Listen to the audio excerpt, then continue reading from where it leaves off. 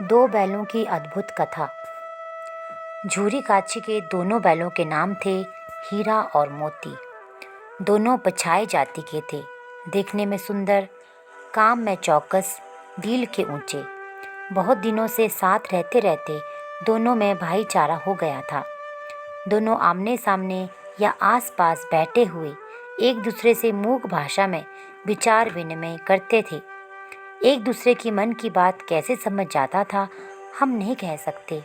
अवश्य ही उनमें कोई ऐसी गुप्त शक्ति थी जिसे जीवों में श्रेष्ठता का दावा करने वाला मनुष्य वंचित है।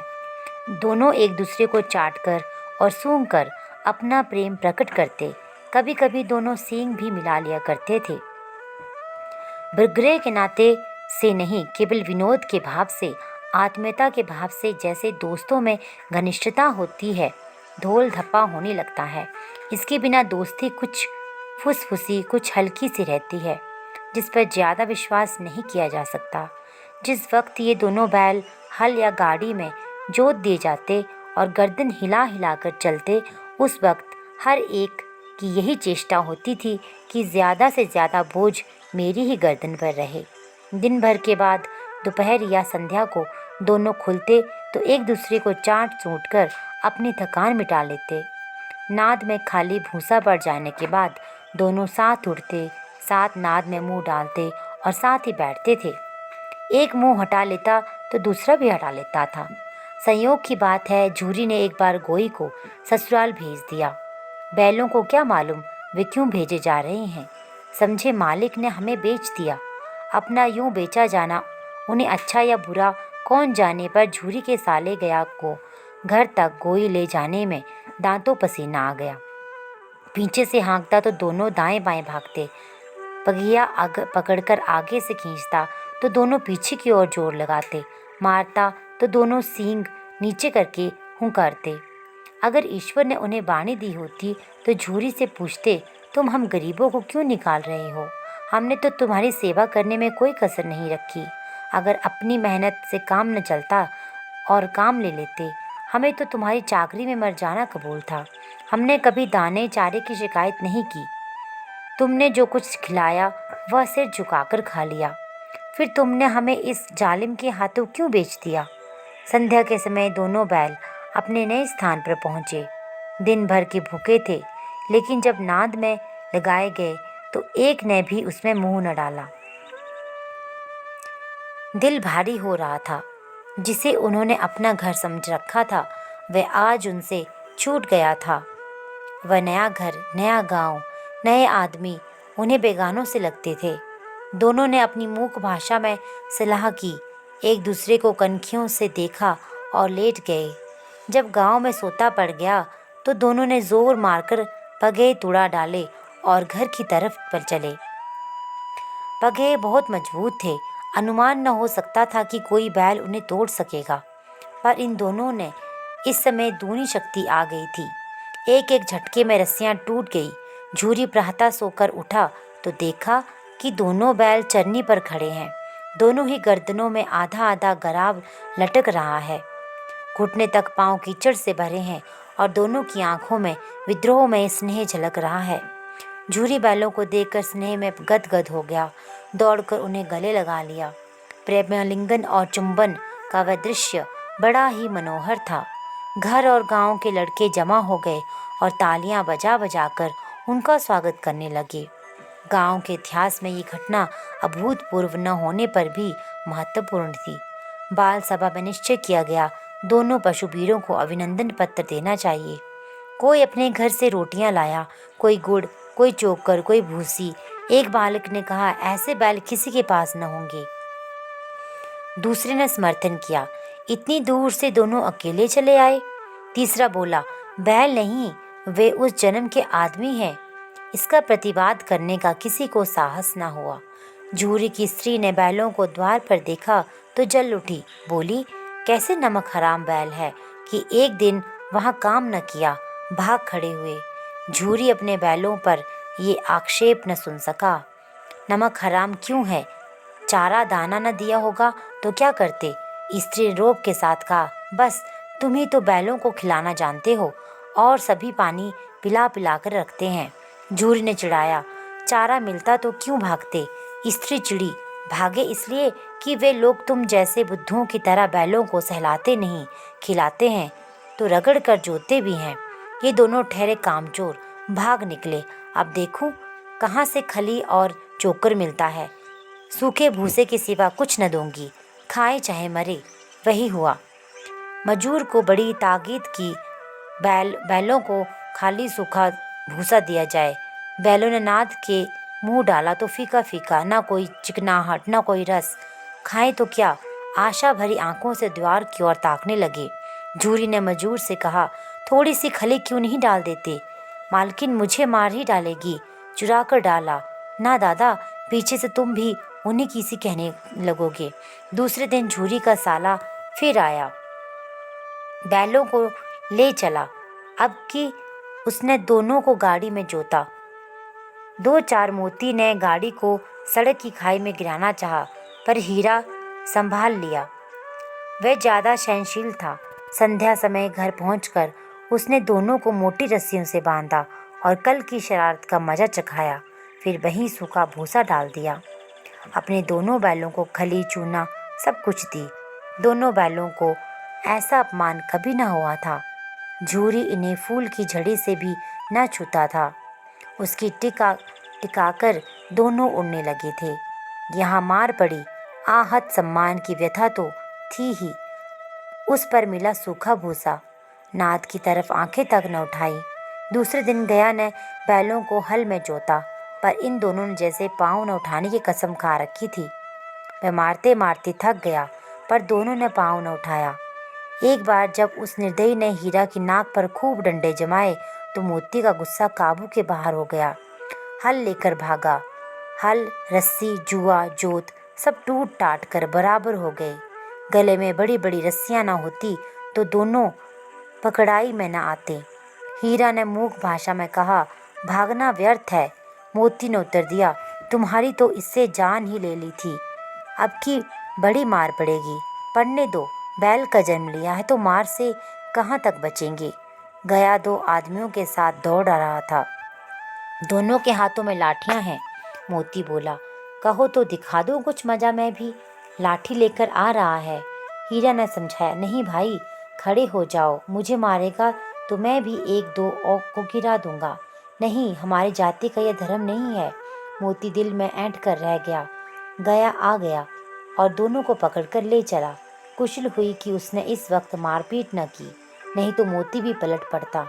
उसके तेवर देखकर गया और उसके सहायक समझ गए कि इस वक्त टाल जाना ही अच्छा रहेगा। आज दोनों के सामने फिर वही सूखा भूसा लाया गया। दोनों चुपचाप खड़े रहे। घर के लोग भोजन करने लगे। उस वक्त छोटी सी लड़की 2 रोटियां लेकर निकली और दोनों के मुंह में देकर चली गई। उस एक रोटी से इनकी भूख तो क्या शांत होती, पर दोनों के हृदय को मानो भोजन मिल गया। यहाँ भी किसी सज्जन का वास है।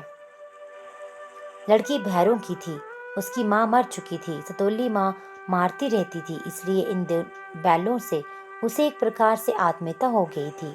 दोनों दिन भर जोते जाते, डंडे खाते, अड़ते, शाम को थान कर बांध दिए जाते और रात को वही बालिका उन्हें 2 रोटियां खिला जाती।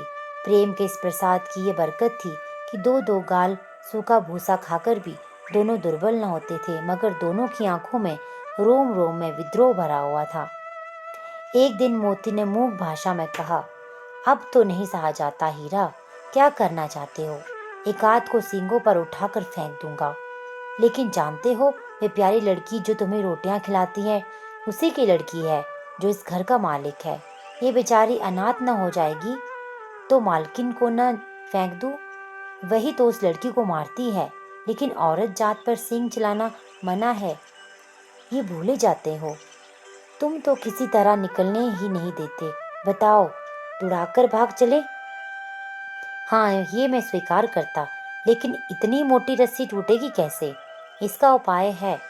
पहले रस्सी को थोड़ा सा चबा लो, फिर एक झटके में जाती है।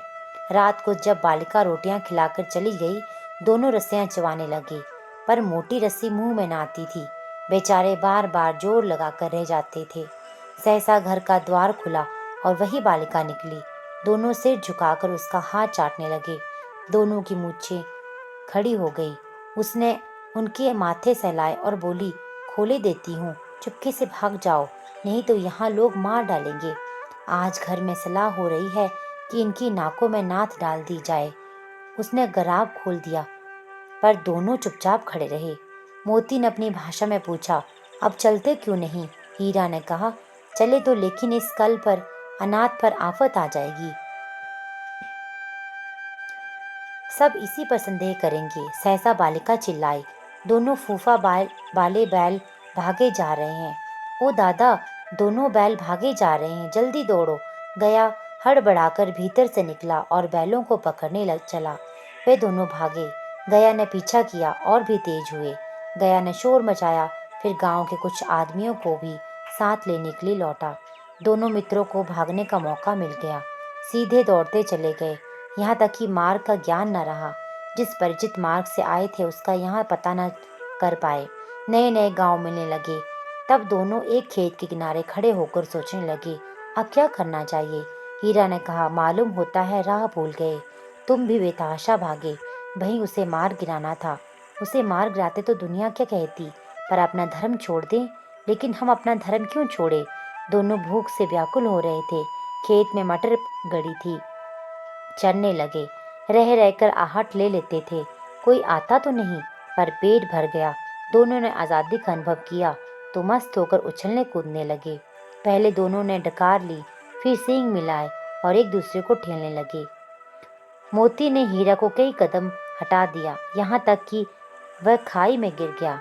तब उसे भी क्रोध आया, संभल कर उठा और मोती से भिड़ गया। मोती ने देखा खेल में झगड़ा हुआ चाहता है तो किनारे हट गया। अरे ये क्या, कोई सांड डोकता चला आ रहा है। हाँ, सांड ही है।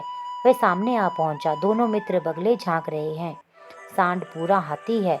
उसने भिड़ना जान से हाथ धोना है, लेकिन न भिड़ने पर भी जान बचती नहीं नजर आती। इन्हीं की तरफ आ रहा है। कितनी भयानक सूरत है। मोती ने मूक भाषा में कहा, बुरे फंसे, जान बचेगी, कोई उपाय सोचो। हीरा ने चिंतित स्वर में कहा, अपने घमंड से फूला हुआ आरजू विनती न सुनेगा, भाग क्यों न चले। भागना कायरता है तो फिर कहीं मरो।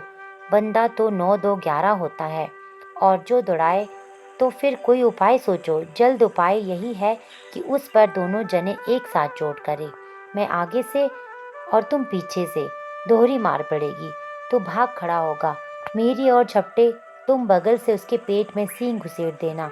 जान जोखिम है, पर दूसरा उपाय नहीं है। दोनों मित्र हाथ हथेलियों पर लेकर लपके। सांड को भी संगठित शत्रुओं से लड़ने का तजर्बा न था। वह तो एक शत्रु के मल्लयुद्ध करने का आदी था। ज्यों ही हीरा झपटा, मोती ने पीछे से दौड़ाया। सांड की तरफ मुड़ा तो हीरा ने रंगीदा। सांड चाहता था कि एक एक करके दोनों पर गिरा ले, पर दोनों की भी उस्ताद थे, उन्हें वह अवसर न देते थे। एक सांड झल्लाकर हीरा का अंत कर देने के लिए चला कि मोती ने बगल में आकर पेट में सींग भोंक दी। सांड क्रोध में आकर पीछे हीरा तो हीरा ने दूसरे पहलू में सींग भोंक दिया। आखिर बेचारा जख्मी होकर भागा और दोनों मित्रों ने दूर तक उसका पीछा किया, यहाँ तक कि सांड बेदम होकर गिर पड़ा। मोती ने अपनी सांकेतिक भाषा में कहा, मेरा तो जी चाहता है कि बच्चा को मार ही डालूं। हीरा ने तिरस्कार किया, गिरे हुए बैरी पर सींग न चलाना चाहिए, ये सब ढोंग है। बैरी को ऐसा मारना चाहिए कि फिर न उठे। अब घर कैसे पहुंचेंगे वह सोचो, पहले कुछ खा ले तो सोचे। सामने मटर का खेत था, मोती उसमें घुस गया। हीरा मान करता रहा, पर उसने एक न सुनी। अभी 2-4 ग्रास खाए थे कि 2 आदमी लाठियां लेकर दौड़ पड़े और दोनों मित्रों को घेर लिया। हीरा तो मेड़ पर था, निकल गया। मोती सींचे हुए खेत में था, उसके खुर कीचड़ में धंसने लगे, न भाग सका। पकड़ लिया। हीरा ने देखा सगी संकट में है तो लौट पड़ा। फंसेंगे तो दोनों फंसेंगे। रखवालों ने उसे भी पकड़ लिया। प्रातःकाल दोनों मित्र काजी हौस में बंद कर दिए गए। दोनों मित्रों को जीवन में पहली बार ऐसा सबिका पड़ा कि सारा दिन बीत गया और खाने को एक दिन का भी न मिला। समझ ही में न आता था कि ये कैसा स्वामी है। इससे तो गया फिर भी अच्छा था। यहाँ कई भैंसें थी, कई बकरियां, कई घोड़े, कई गधे, पर किसी के सामने चारा न था। सब जमीन पर मुर्दों की तरह पड़े थे। कई तो इतने कमजोर हो गए थे कि खड़े भी न हो सकते थे। सारा दिन मित्र फाटक की ओर टकटकी लगाए ताकते रहते, पर कोई चारा लेकर आता न दिखाई दिया। तब दोनों ने दीवार की नमकीन मिट्टी चाटनी शुरू कर दी, पर इसमें क्या तृप्ति होती। रात को भी जब कुछ भोजन न मिला तो हीरा के दिल में विद्रोह की ज्वाला दहक उठी। मोती से बोला, अब तो नहीं रहा जाता मोती। मोती ने सिर लटकाए हुए जवाब दिया, इतनी जल्द हिम्मत ना हारो भाई, यहाँ से भागने का कोई उपाय निकालना चाहिए। आओ दीवार तोड़ डालें। बाड़े की दीवार कच्ची थी। हीरा मजबूत तो था ही। अपने नुकीले सींग दीवार में गड़ा दिए और जोर से मारा तो मिट्टी का एक चिप्पड़ निकल गया। फिर तो उसका साहस बढ़ा। इसने दौड़ दौड़ कर दीवार पर चोटें की और हर चोट में थोड़ी थोड़ी मिट्टी गिराने लगा। उसी समय काजी हौस का चौकीदार लालटेन लेकर जानवरों की हाजिरी लेने लगा। हीरा का उजापन देखकर उसने उसे कई डंडे रसीद दिया और मोटी सी रस्सी से बांध दिया। हीरा ने पड़े पड़े कहा, आखिर मार खाई क्या मिला। अपने बूते भर जोर मार दिया। ऐसा जोर मारना किस काम का कि बंधन में पड़ गए। जोर तो मारता ही जाऊंगा, चाहे कितने भी बंधन पड़ जाएं। जान से हाथ धोना पड़ेगा, कुछ परवाह नहीं, यूं भी मरना ही है। सोचो, दीवार खुद जाती तो कितने जाने बच जाती। इतने भाई यहाँ बंद हैं, किसी के देह में जान नहीं। 2-4 दिन और यही हाल रहा तो सब मर जाएंगे। हाँ, ये बात तो है। अच्छा तो ला, फिर मैं भी जोर लगाता हूँ। मोती ने भी दीवार में उसी तरह सींग मारा। थोड़ी सी मिट्टी गिरी तो हिम्मत और बढ़ी। फिर तो वह दीवार में सींग लगाकर इस तरह जोर लगाने लगा मानो किसी प्रतिद्वंदी ने लड़ रहा हो। आखिर कोई 2 घंटे की जोर आजमाई के बाद दीवार ऊपर से लगभग 1 हाथ गिर गई। उसकी धूनी शक्ति से दूसरा धक्का मारा तो आधी दीवार गिर पड़ी। दीवार का गिरना था कि अधमरे से पड़े हुए सभी जानवर चेत उठे। दोनों घोड़ियां सरपट भाग निकली, फिर बकरियां, इसके बाद भैंसे, गधे अब ज्यों के त्यों खड़े थे। हीरा ने पूछा, तुम क्यों नहीं भाग जाते। एक गधे ने कहा, जो कहीं फिर पकड़ लिए जाएं तो क्या हर्ज है। अभी तो भागने का अवसर है, हमें तो डर लगता है। हम यहीं पड़े रहेंगे, आधी रात से ऊपर जा चुकी है। दोनों गधे अभी तक खड़े सोच रहे थे कि भागे या न भागे। मोती अपने मित्र को रस्सी तोड़ने लगा और जब वह हार गया तो हीरा ने कहा, तुम जाओ, मुझे यहीं पड़ा रहने दो। हम और तुम इतने दिनों एक साथ रहे हैं, आज तुम विपत्ति में पड़ गए तो मैं तुम्हें छोड़कर अलग हो जाऊं। हीरा ने कहा, बहुत मार पड़ेगी, लोग समझ जाएंगे ये तुम्हारी शरारत है। मोती गर्व से बोला, जिस अपराध के लिए तुम्हारे गले में बंधन पड़ा उसके लिए अगर मुझ पर मार पड़े तो क्या चिंता। इतना तो हो ही गया कि 9-10 प्राणियों की जान बच गई, वे सब तो आशीर्वाद देंगे। ये कहते हुए मोती ने दोनों गधों को सींगों से मार मार कर बाड़े से बाहर निकाल दिया और तब अपने बंधु के पास आकर सो रहा। भोर होते ही मुंशी और चौकीदार तथा अन्य कर्मचारियों में कैसे खलबली मची, इसके लिखने की जरूरत नहीं। बस इतना ही काफी है कि मोती की खूब मरम्मत हुई और उसने भी मोटी रस्सी से बांध दिया गया। 1 सप्ताह तक दोनों मित्र बंधे पड़े रहे। दोनों इतने दुर्बल हो गए कि उठा तक नहीं जाता था। ठठरियाँ निकल रही थी। एक दिन बाड़े के सामने डुग्गी बिछाने लगे और दोपहर होते होते 50-60 आदमी जमा हो गए। तब दोनों मित्र निकाले गए और उनकी देखभाल होने की लगी। लोग आकर उनकी सूरत देखने और मन फीका करके चले जाते। ऐसे मृतक बैलों को कौन खरीदार होता। सहसा एक डडियाल आदमी जिसकी आंखें लाल थी, मुद्रा अत्यंत कठोर आया और दोनों मित्रों के कूल्हों में उंगली गोद कर मुंशी जी से बातें करने लगा। उसका चेहरा देखकर अनंत ज्ञान से दोनों मित्रों के दिल कांप उठे। वह कौन है और तुम्हें क्यों टटोल रहा है, इस विषय में उन्हें कोई संदेह न हुआ। दोनों ने एक दूसरे को भीत नेत्रों से देखा और सिर झुका लिया। हीरा ने कहा, गया कि घर से नाहक भागे, अब जान न बचेगी। मोती ने अश्रद्धा से भाव में उतर दिया, कहते हैं भगवान सबके ऊपर दया करते हैं, उन्हें हमारे ऊपर भी दया नहीं आती। भगवान के लिए हमारा मरना जीना दोनों बराबर है। चलो अच्छा ही है, कुछ दिन उसके पास तो रहेंगे। एक बार भगवान ने उस आदमी के रूप में हमें बचाया था, क्या अब न बचाएंगे? यह आदमी छुरी चलाएगा, देख लेना। तो क्या चिंता, मांस, खाल, सींग, हड्डी सब किसी न किसी काम आ जाएगी। नीलाम हो जाने के बाद दोनों मित्र दड़ियल के साथ चले गए। दोनों की बोटी बोटी कांप रही थी, बेचारे पांव तक न उठा सकते थे, पर भय के मारे गिरते पड़ते रहते थे, क्योंकि वे जरा भी चाल धीमी हो जाने पर जोर से डंडा जमा देता था। राह में गाय बैलों का रेवड़ हरे भरे हार में चरता नजर आया। सभी जानवर प्रसन्न थे, चिकने चपल, कोई उछलता था, कोई आनंद से बैठा पागुर करता। कितना सुखी जीवन था इनका, पर कितने स्वार्थी हैं सब। किसी को चिंता नहीं कि उनके दो भाई बधिक के हाथ पड़े कैसे दुखी हैं, कि उनके दो भाई बधिक के हाथ पड़े कैसे दुखी। हाँ, इसी रास्ते से गया, उन्हें ले गया, और वही खेत, वही बाग, वही गांव मिलने लगे। प्रति क्षण उनकी चाल तेज होने लगी, सारी थकान, सारी दुर्बलता गायब हो गई। आहा, ये लो, अपना ही हार आ गया। इसी कुएं पर हम चोर लगाने आया करते थे। यही कुआं है, मोती ने कहा। हमारा घर नगीच आ गया। हीरा बोला, भगवान की दया है, मैं तो अब घर भागता हूँ। ये जाने देगा, इसे मार गिरता हूँ। नहीं नहीं, दौड़कर थान चलो। दोनों दौड़कर अपने थान पर आए और खड़े हो गए। दड़ियल भी पीछे पीछे दौड़ा चला आता था।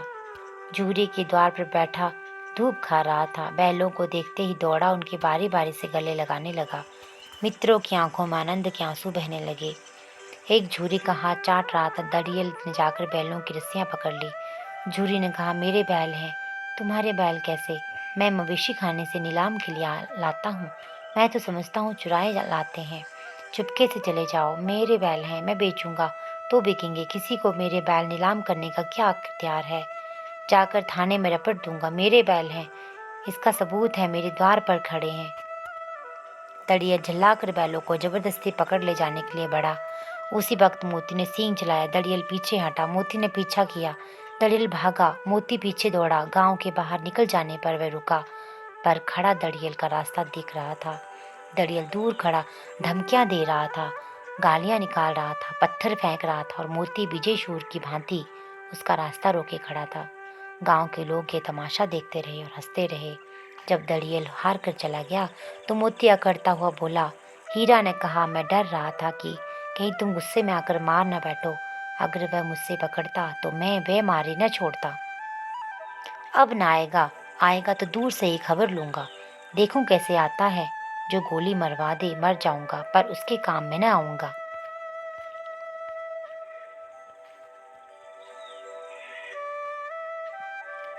हमारी जान को कोई जान नहीं समझता, इसलिए कि हम इतने सीधे हैं। जरा देर इसमें नादों में खली, भूसा, चोकर और दाना भर दिया गया और दोनों मित्र खाने लगे। झूरी खड़ा हो दोनों को सहला रहा था और 20 लड़के तमाशा देख रहे थे। सारे गांव में उत्साह सा मालूम होता था। उसी समय मालकिन ने आकर दोनों के माथे चूम लिए। तो ये थी दो बैलों की कथा। ऐसी और कथाएं सुनने के लिए इस चैनल के सब्सक्राइब कीजिए और लाइक